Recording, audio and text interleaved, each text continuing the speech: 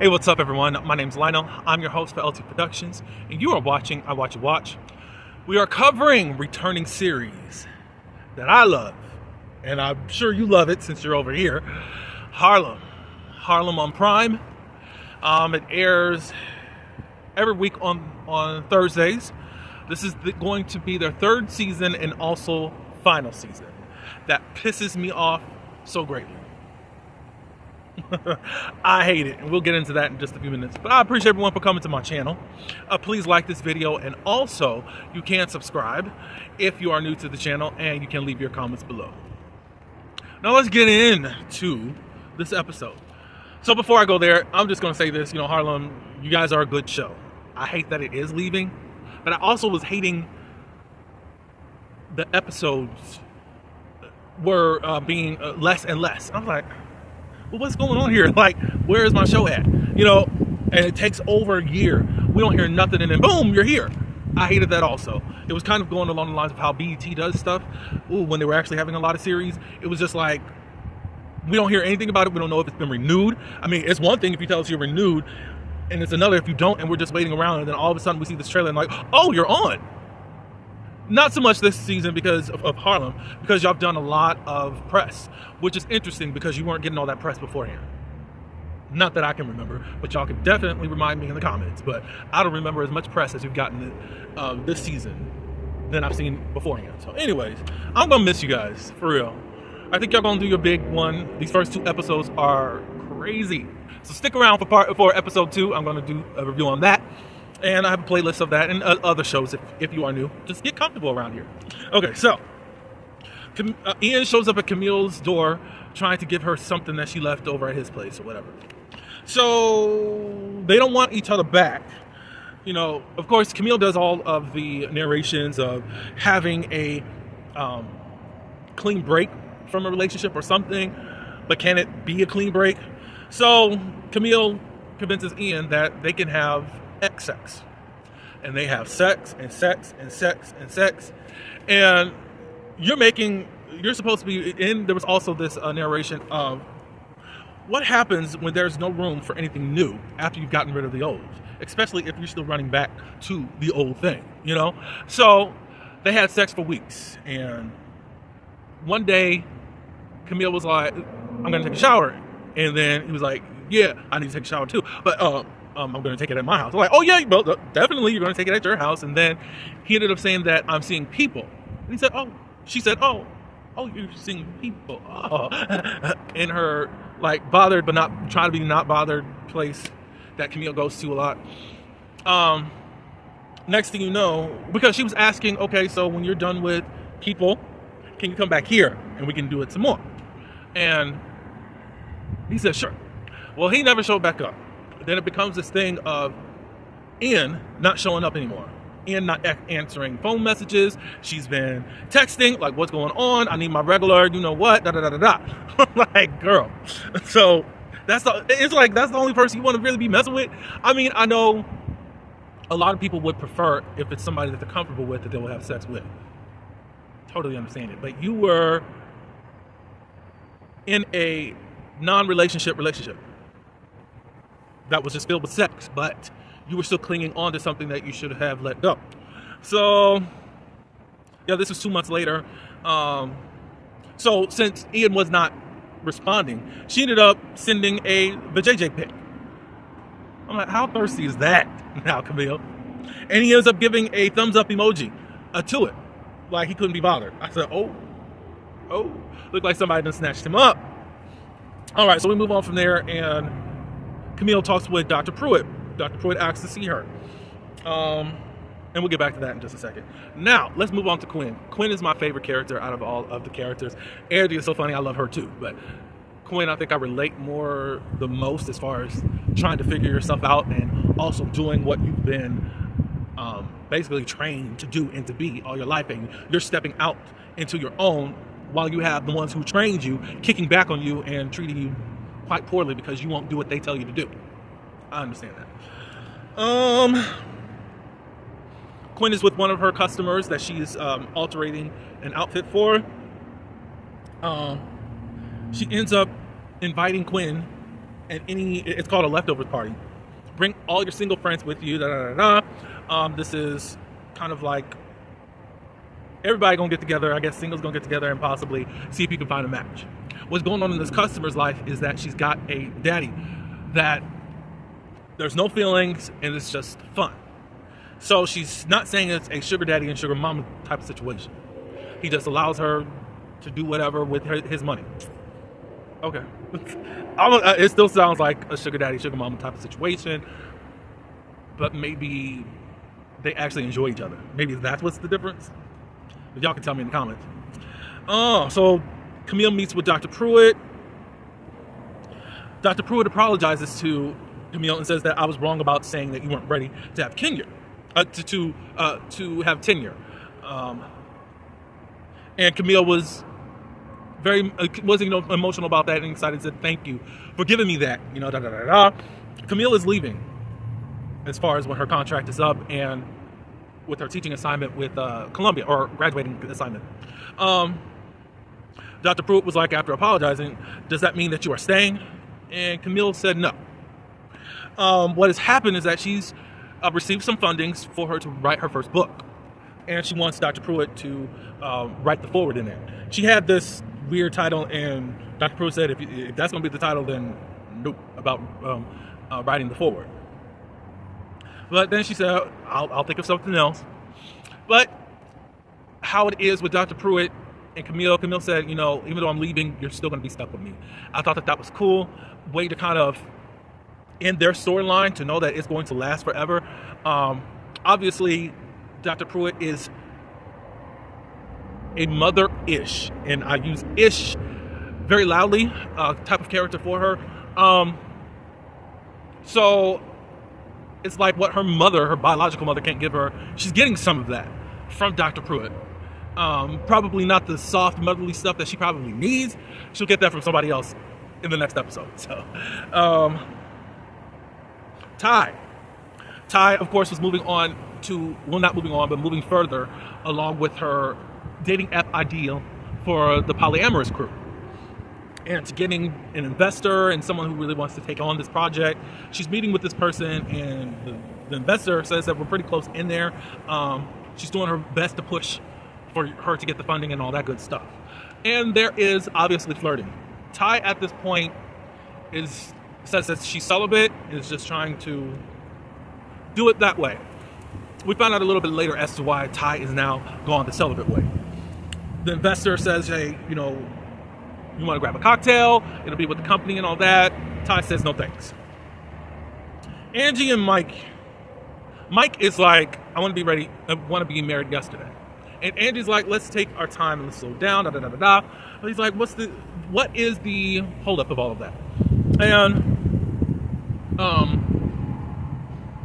Angie's like, look, I want to plan this, They'll get into more type of conflict between this episode and the next episode, but we're just dealing with from scene to scene at the moment. So the ladies meet. And who said this?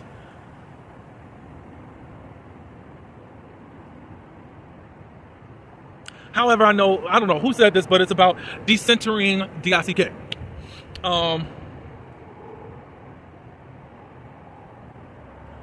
I think this was Quinn. She's like, I'm at a point where I just don't need to have all this importance in a relationship, and I'm decentering the DICK.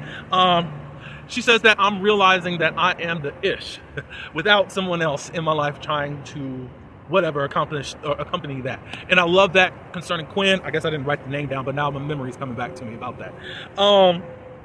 And Ty was like, I think, or maybe Angie, like, I'm good for all you trying to decenter DICKs, but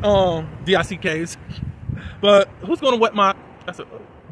But this show has been pretty raw since the beginning. So look, you even can hear some of the music that's being played. Like, oh, we're real. We're talking like adults here and not some type of Saved by the Bell show. Hey, yeah, Ty says that she's celibate, doesn't really want anything right now, And Quinn calls her to the front and says, so, because she said, I'm trying to teach myself self-control because I was out of control. And she says, is it self-control or self-punishment? Self-punishment about what? It's in regards to having sex with the mom and the daughter.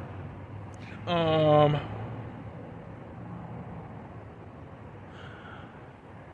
doesn't really want to go there too much, but it's quite true if you want to think of it. Like, you're trying to punish yourself because of something that you really weren't in control of. However, if you were less sexually involved with people, more than one person, maybe you could have, like, I guess, been more careful as to whom you were actually sleeping with. Not saying that you would have known that they were mother and daughter, but it's like, maybe ask some more questions, because you will pick up anything from what I've seen from your track record, Ty. So it's like, ugh. So Quinn says, don't quitting sex, does not magically change you, So go for it. Go out on dates. Everything doesn't have to turn into a sexual moment, possibly, but who knows? Next thing you know, they're out. They see, because Camille talking about her situation, Ian is seen with this other girl. Camille knows this girl. Her name is Portia. He grew up with her, and they were like, ooh, what's going on here? So they were thinking something was going on. Camille was like, they can't have anything going on. That's practically his sister. And then all of a sudden she sees this embrace between them, saying, oh, okay. So she's trying to call and text Ian, and he's really trying to blow her off, blah, blah, blah, blah, blah. Like, what is this? What is it? Like, Camille's getting all hot and jealous, like they're in a relationship, And in the text, he's saying, like, you made it weird. Like, we were just having sex. Like, what's going on? Da, da, da, da. So anyways, at this point, she wants to have a one-on-one with Ian at some point. We'll get to that in just a second. So later on that day or whatever, they go to that party that Quinn has invited everyone from one of her clients. And she gets this voice note from Ian. Then she says, look, I'm going to go over to his place because you can't do all this, da da da da da da da. Quinn meets this guy named Seth. If you ever watched Queen of Sugar, our guy from over there, he sounds the same except for the New Orleans accent, but it's just like he's still got that suave about him. We find out that he's a former sports player, I believe, from what I can recollect. But anyways, he's going to be going to the ESPYs later. But anyways, they do this flirt type of thing. It is kind of a power play type of thing, but it's still flirtatious, if you know what I mean. Like, the ball is in your court, do what you need to do, or you better step up and do this, da da da da da. And they like each other. We do know that they do have sex later on. So Ty leaves the party, and she goes to have a cocktail with the investor, a part of the company that could be taking on this app situation. So the investor invites her, I should not have been flirting with you. My apologies. And Ty said, don't apologize. But then she goes on to say, look, I'm a big major flag with a side of mess. She goes into her background and all that. Now, how would you all feel about that? That someone just laid everything on the table and just said who they are. This is what comes with me if you're thinking about coming this way. Would you embrace it, or would you leave her alone? I think a lot of people have embraced people that told you, look, I'm toxic. And y'all thought that y'all can fix them. And they end up doing more damage. And the damage is done to you. So, is it good to know all the baggage? Is it good to know all the flags up front? Yeah. It's now you're in your court on what you're going to do. This lady has decided, look, we can take things step by step and see what happens. And she still said, Ty said, okay. It's a lot there. I don't think that anybody should be fixing anyone. I think Ty has to forgive herself, for one, and relax. Enjoy people outside of even the sex. Camille. Okay, so goes up to Ian's place. She knocks on the door, and guess who comes out? Portia's at the door, and of course that makes Camille uncomfortable. They have this weird exchange, and then Ian comes to the door, and they talk outside. Of course, Ian's like, what are you coming around here showing up unannounced? Da, da, da, da, da. Well, why would you answer my text? Da, da, da, da, da. You didn't say that you were in this situationship or whatever's going on. And then Ian was like, well, I knew you could not handle it. And then Camille, what? Like, Camille, you could not handle it. And that is really for most people. I don't care what people try to now make sex out to be. It does connect you. And I'll even go the spiritual route. I know a lot of y'all all of a sudden don't want to be spiritual about certain, you only want to be spiritual about some things, but not all things. But that stuff binds you. You do get a soul tie with this person that you are with. And soul ties are not just in a sexual way. You can come in agreement with anything on any basis at your work with people. That's why we have cliques. That's a soul tie. If we want to go there. So let's not, Camille, you took it more serious than just sex. Ian does say that him and Portia are exclusive. And I think she actually like, why did you leave me hanging? Why didn't you just say something to me to let me know that you've moved on? Even though you already knew that he was seeing people. It's like you should have taken the sign, Camille, that, hey, something's up, something's new, whatever. He's not feeling you at this point. Leave it alone because it was just sex. But it was not just sex. So, of course, she gets into this big emotional thing as far as just anger. It just says, like, we're done. And blocked. So she blocked him from the phone. And she leaves. I already said that Quinn and Seth were going to have sex, and they did. This is the next day. He's about to leave, but he has to take this phone call. And he finds out that his garment bag is missing. And the girl that has it is missing too. So he's going off about that.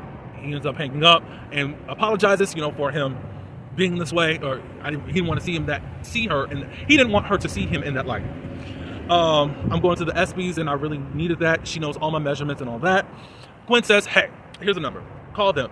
She gives them all the instructions to get whatever you need. They will supply whatever, because she was like, well, why don't you just go to the mall? Like, I don't do that. I have someone that actually takes care of that for me. So she got somebody to take care of that and says, hey, come back and I will alter anything that you have going on. So he does that, and he invites her to the ESPYs. Camille is at Columbia, and she's saying goodbye to her class and Columbia. After she says goodbye, I think Dr. Pruitt is there. She walks outside, takes one last look at the college, and moves forward with her life. At the ESPYs, Seth is doing his thing on the red carpet, and he gives a big shout out to Quinn Joseph, and now announces her as his new stylist. So now the phone is booming and all that good stuff for Quinn. Another plus for her. Now the girls go out for a night out. Angie and Mike are having a disagreement about the wedding. Mike wants it very small and intimate.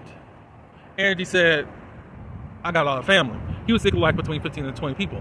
He said, look, not even in my, the close family, what is the word?